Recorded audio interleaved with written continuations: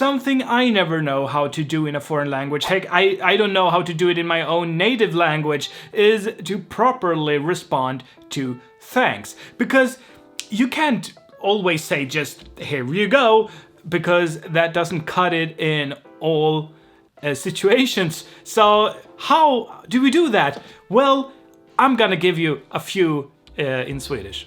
Something that corresponds to the English, here you go, in Swedish is varsågod. And this really is a phrase meaning be so kind or be so good. Var så god. But this phrase has become its own word in its own right, basically, so it's often also written as one word and it's pronounced weirdly. Like I say varsågod, some people say varsågod. I don't know. There is a lot of flavors, right? So there you go. You can say there you go, varsågod. You might have done something nice to someone and varsågod is a bit too tangible in a way. So you might want to say ingen orsak. Ingen orsak. It's more like don't mention it in English. Ingen orsak just means no reason. Another good way that's kind of like don't mention it is inget att tacka för. Inget att tacka för. Nothing to say thank you for.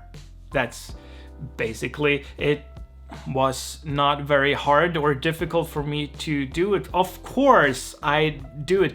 In English you can sometimes say of course, and that's kind of that gist, right? Of course, why wouldn't I do it, right? Ingen orsak, inget att tacka för.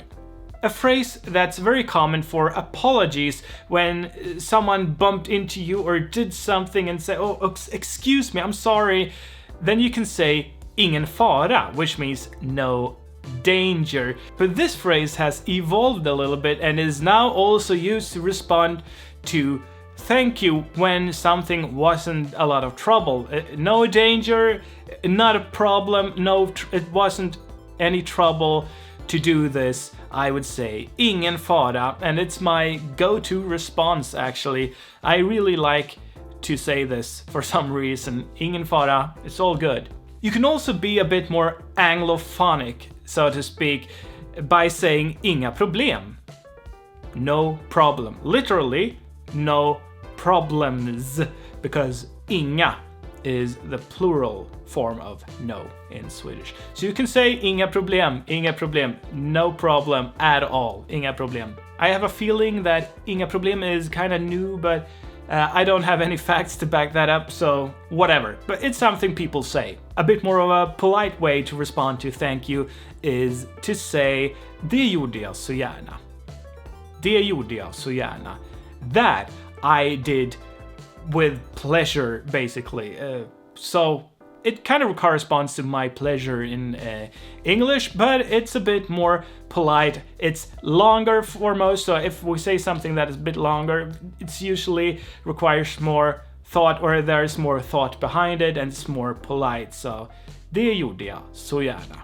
Now this last one is, I think, a pretty polite one and wholesome in a way. It's thanking back. It's like saying right back at you, but less colloquial, like it's neutral.